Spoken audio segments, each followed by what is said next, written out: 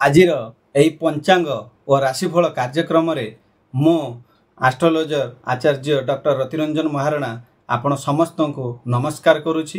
ଆପଣମାନଙ୍କୁ ହାର୍ଦ୍ଦିକ ସ୍ୱାଗତ ଜଣାଇ ଆଜି ଆମେ 30 ସେପ୍ଟେମ୍ବର 2025ର ଦୈନିକ ପଞ୍ଚାଙ୍ଗ ଯାହା ଆପଣଙ୍କର ଦିନଚର୍ଯ୍ୟାକୁ ସଫଳ କରିବାରେ ସହାୟତା କରିବ ତାକୁ ଆମେ ଆରମ୍ଭ କରିବା ପାଇଁ ଯିବା। ଏହି ଦିନର ଶୁଭ ମୁହୂର୍ତ୍ତ, ତିଥି, ନକ୍ଷତ୍ର, ଯୋଗ, କରଣ, ବାର ସୂଚନା ଦ୍ୱାରା ଆପଣ ଯେକୌଣସି ଗୁରୁତ୍ୱପୂର୍ଣ୍ଣ କାମକୁ ସଠିକ୍ ସମୟରେ କରିପାରିବେ। ଆଜିର ଦିନଟି ମଙ୍ଗଳବାର, ବୁଧବାର ପୂର୍ବ ସମୟରେ ଏକ ଗୁରୁତ୍ୱପୂର୍ଣ୍ଣ ଦିନ। କାହିଁକି ନା ଆଜି ମା ଦୁର୍ଗାଙ୍କର ଅଷ୍ଟମୀ ତିଥି ହେଲା ଆଶ୍ୱିନ ମାସ ଶୁକ୍ଳପକ୍ଷ ଅଷ୍ଟମୀ ତିଥି, ଯାହା ସନ୍ଧ୍ୟା 6ଟା 6 ପର୍ଯ୍ୟନ୍ତ ରହିବ। ତାପରେ ନବମୀ ତିଥି ଆରମ୍ଭ ହେବ। ନକ୍ଷତ୍ର ପୂର୍ବାଷାଢ଼ା ନକ୍ଷତ୍ର ରହିବ। ଯୋଗ ଶୋଭନ ଯୋଗ, ଯାହା ମଧ୍ୟରାତ୍ରି ପର୍ଯ୍ୟନ୍ତ ପ୍ରଭାବଶାଳୀ ରହିବ। ସୂର୍ଯ୍ୟ ଉଦୟ ସମୟ ସକାଳ 6ଟା 17 ଏବଂ ସୂର୍ଯ୍ୟାସ୍ତ ସନ୍ଧ୍ୟା 6ଟା 4 ମିନିଟ୍ରେ। ଚନ୍ଦ୍ରମାଙ୍କର ଉଦୟ ହେବ ଦ୍ୱିପହର 1:42 ମିନିଟ୍ରେ। ଏବେ ଜାଣିବା ରାହୁକାଳ ସମୟ। ରାହୁକାଳ ସମୟ ଅପରାହ୍ନ 3ଟା 9ରୁ ଆରମ୍ଭ ହୋଇ 4ଟା 39 ମିନିଟ୍ ପର୍ଯ୍ୟନ୍ତ ରହିବ। ଏହି ସମୟରେ କୌଣସି ଶୁଭ କାମ କରିବାରୁ ବାରଣ କରାଯାଉଛି। ଆଜିର ସବୁଠୁ ଶୁଭ ମୁହୂର୍ତ୍ତ ହେଉଛି ଅଭିଜିତ ମୁହୂର୍ତ୍ତ, ଯାହା ସକାଳ 11ଟା 47ରୁ ଆରମ୍ଭ ହୋଇ 12ଟା 35 ମିନିଟ୍ ପର୍ଯ୍ୟନ୍ତ ରହିବ। ଏବଂ ଆଉ ଗୋଟିଏ ମୁହୂର୍ତ୍ତ ଯେଉଁଟାକି ବହୁତ ବି ଇମ୍ପୋର୍ଟାଣ୍ଟ ରୁହେ, ବିଜୟ ମୁହୂର୍ତ୍ତ, ଯାହା 2ଟା 10ରୁ ଆରମ୍ଭ ହୋଇ 2ଟା 58 ମିନିଟ୍ ପର୍ଯ୍ୟନ୍ତ ରହିବ। ଆଉ ଅମୃତକାଳ ରାତି 2ଟା 56ରୁ ପରବର୍ତ୍ତୀ ଦିନ ସକାଳ 4ଟା 40 ପର୍ଯ୍ୟନ୍ତ ରହିବ। ଏହି ସମୟରେ କରାଯାଉଥିବା କାମ ବିଶେଷ ଫଳଦାୟକ ହୁଏ, କାହିଁକିନା ଶୁଭ ମୁହୂର୍ତ୍ତରେ ସବୁ କାମ କରାଯାଏ। ଆଜି ଦିନ ହେଉଛି ମହାଷ୍ଟମୀ, ଯାହାର ଫଳ ରୂପେ ପୂଜାପାଠ ଏବଂ ଦେବତାମାନଙ୍କର ଆରାଧନା ଅତ୍ୟନ୍ତ ଶୁଭ ମନାଯାଏ। ଏହି ଦିନ ବ୍ରତ ଧରିଥିବା ଲୋକଙ୍କର ମନୋକାମନା ପୂରଣ ହୁଏ। ତେଣୁ ଆସନ୍ତୁ ଏହି ଶୁଭ ଦିନର ଲାଭ ଉଠାନ୍ତୁ ଏବଂ ନିଜର କର୍ମଗୁଡ଼ିକୁ ସଫଳ କରନ୍ତୁ। ପଞ୍ଚାଙ୍ଗ ସମ୍ବନ୍ଧୀୟ ଅଧିକ ସୂଚନା ପାଇଁ ସଂଯୁକ୍ତ ରୁହନ୍ତୁ। ଆଜି ଆମେ ଆମର ମୁଖ୍ୟ ବିଷୟବସ୍ତୁ ରାଶିଫଳ ବିଷୟରେ ଆଲୋଚନା କରିବା ପୂର୍ବରୁ ମୁଁ ଗୋଟିଏ କଥା କହୁଛି, ଏହା ସମସ୍ତଙ୍କୁ ନେଇ କରାଯାଇଛି। ଯଦି ବିଶେଷ କିଛି ଜାଣିବାର ଅଛି ଆପଣଙ୍କର ବ୍ୟକ୍ତିଗତ, ଆପଣ ଡେସ୍କ୍ରିପ୍ସନରେ ମୋ ନମ୍ବର ଅଛି, ଆପଣ ବ୍ୟକ୍ତିଗତ କଥା ହୋଇପାରିବେ। ଆଜି ଆମେ କଥା ହେବା 30 ସେପ୍ଟେମ୍ବର 2025 ରାଶିଫଳ ବିଷୟରେ, ଯାହା ମଙ୍ଗଳବାର ଦିନ ଓ ନବରାତ୍ରି ଅଷ୍ଟମୀ ସହିତ ଅତୁଟ ଭାବେ ଜଡ଼ିତ। ଏହି ଦିନ ଆଧ୍ୟାତ୍ମିକ ମହତ୍ତ୍ୱ ରହିଛି ଏବଂ ଆପଣ ଜୀବନକୁ ନୂତନ ସୁଯୋଗ, ଚ୍ୟାଲେଞ୍ଜ ଓ ସଫଳତା ନେଇ ଆସିବ। ମା ଦୁର୍ଗାଙ୍କ ଆଶୀର୍ବାଦ ସହିତ ସମସ୍ତଙ୍କ ରାଶିଙ୍କ ପାଇଁ ଶୁଭ ପରିବର୍ତ୍ତନ ହେଉ, ଏହା ମୋର ମାଙ୍କ ପାଖରେ ପ୍ରାର୍ଥନା। ଆସନ୍ତୁ ଜାଣିବା ପ୍ରତ୍ୟେକ ରାଶିର ଫଳ ଏବଂ ଶୁଭ ଉପାୟ ଜାଣିବା। ଆଗେ ଜାଣିବା ମେଷ ରାଶି। ଆଜି ଆପଣଙ୍କୁ କ୍ୟାରିୟର, ସ୍ୱାସ୍ଥ୍ୟ ଓ ପରିବାରର ଉନ୍ନତିର ସୁଯୋଗ ମିଳିବ। ଆପଣଙ୍କର ଉତ୍ସାହ ଓ ଶକ୍ତି ନୂତନ ଉଚ୍ଚତମ ସୀମା ସାଧନ କରିବ। ବ୍ୟବସାୟରେ ନୂତନ ଚୁକ୍ତି ହୋଇପାରେ। ପ୍ରେମ ଜୀବନରେ ବହୁତ ଭଲ ରହିବ। ଉପାୟ କ'ଣ କରିବେ? ହନୁମାନଙ୍କୁ ଗୁଡ଼ ଓ ଚଣା ଦାନ କରନ୍ତୁ। ସନ୍ଧ୍ୟାବେଳେ ତୁଳସୀ ଗଛ ପାଖରେ ଜଳ ଅର୍ପଣ କରନ୍ତୁ। ହନୁମାନ ଚାଳିଶା ପାଠ କରନ୍ତୁ। ଏହା ଆପଣ ପାଇଁ ବହୁତ ଶୁଭକାରୀ ହେବ। ଏବେ ଜାଣିବା ବୃଷ ରାଶି। ବୃଷ ରାଶିର ଲୋକମାନେ ଆର୍ଥିକ ଲାଭ ପାଇବେ। ପରିବାରର ସୁଖ ଶାନ୍ତି ରହିବ, କିନ୍ତୁ କ୍ରୋଧରୁ ଟିକେ ବଞ୍ଚିବା ନିହାତି ଆବଶ୍ୟକ। କ୍ରୋଧକୁ କଣ୍ଟ୍ରୋଲ କରିବା ନିହାତି ଆବଶ୍ୟକ, ନହେଲେ ବିବାଦ ହୋଇପାରେ। କାର୍ଯ୍ୟସ୍ଥଳରେ ସମ୍ମାନ ପାଇବେ। ଉପାୟ କ'ଣ କରିବେ?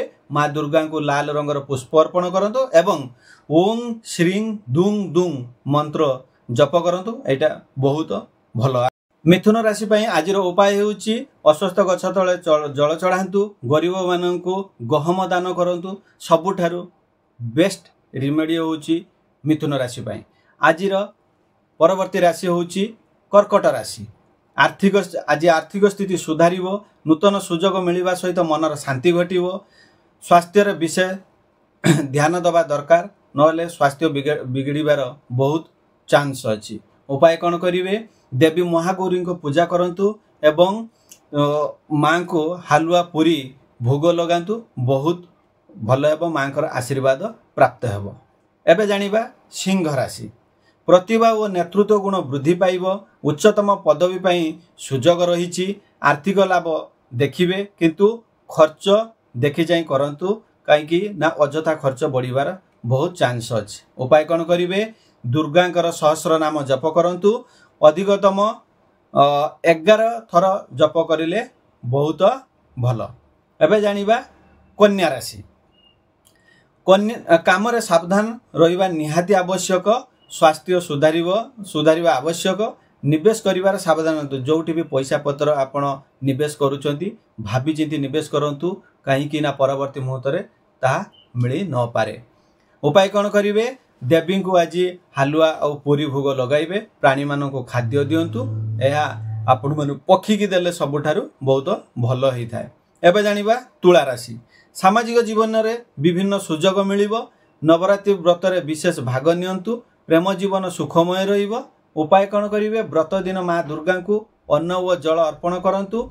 ओं ऐं ह्रीं क्लीं मां महाकालिके नमः मंत्र जप करंतु। यह आपण पई बहुत भल रहिबो।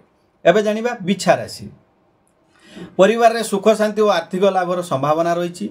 मित्र मंडली माध्यम रहिबो। मनोभाव क्लेश रूढ़िबा मान्यता।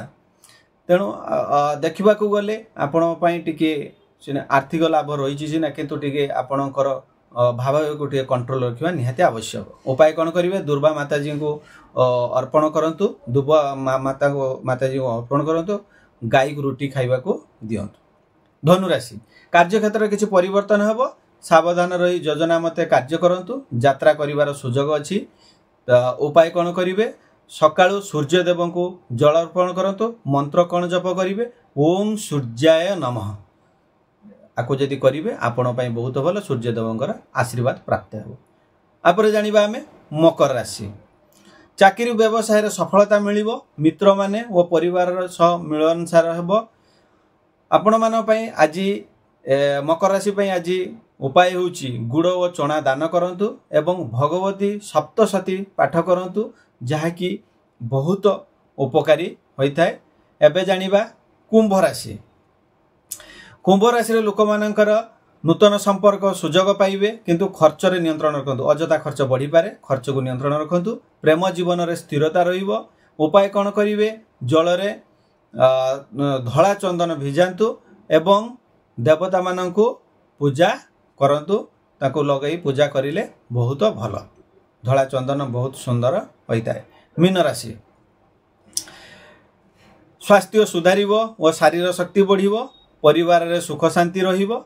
उपाय कौन करिवे? भगवान शिव को बेलपत्र अर्पण करंतु एवं ओम नमः शिवाय मंत्र जप करंतु। जत थर बेलपत्र दउथिबे ओम नमः शिवाय मंत्र जप करुथिबे आउ आपण पई बहुत भल हेबो। कहीं ना महादेवंकर आशीर्वाद पाइले आपण जीवन सुधार आसीजिवो।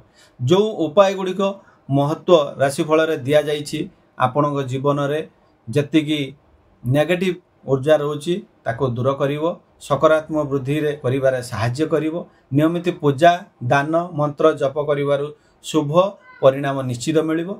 नवरात्रि अष्टमी दिन रे देवी पूजा विशेष लाभदायक होता है। सेथिरे माँ को हालुआ पूरी भोग देले आहुरी भल होता है। एक दिन शुभतार लाभ निवेश करंतु एवं निष्ठा और विश्वास सहित उपाय गुड़िक करंतु। आपणक जीवन बहुत सुखमय हेबो। जो पंचांग और राशिफल आपण माने जानिले जदि आपणकर उपादेय होता है, ताहले आपण निश्चित भाव में लाइक करिवे, शेयर करिवे, आपण फैमिली फ्रेंड सहित शेयर करिवे एवं कमेंट रे आपणकर मतामत देवे आउ सब्सक्राइब निहाती करिवे, जहा फल कि मोर मनोबल बढ़िबो। आगो को नुआ नुआ उपाय रिमेडी उपाय मु नेकी आसीबी आपण मानकु देबी। आउ जदि आपणकर कुंडली देखैबार अछि डिस्क्रिप्शन ले मोर नंबर अछि, व्यक्तिगत नंबर, आपण कांटेक्ट करि परिबे। मु आपणकर नै कुंडली को एनालिसिस करी आपणको देई परिबी। नमस्कार। जय माँ दुर्गा। आज महाअष्टमी रे आपण मानकर समस्तंकर मंगलमय हो यह मु प्रार्थना करुछि एवं माँ तारादेवी पाखरे आपण मानकर शुभकामना प्रार्थना करी आज रहुछि। नमस्कार।